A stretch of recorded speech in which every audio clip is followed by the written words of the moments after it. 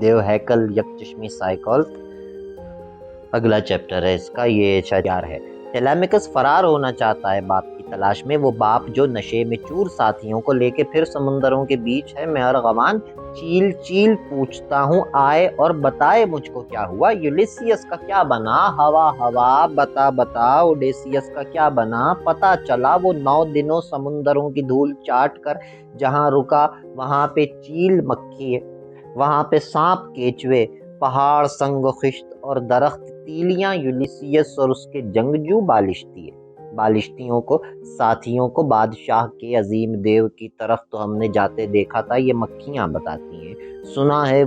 سناتی ہیں وہ غار بند تھا دیو عظیم، وہ دیو عظیم تھا یولیسیس نڈر، اگرچہ دیو کی بس ایک آنکھ تھی مگر وہ پرسکون تھا۔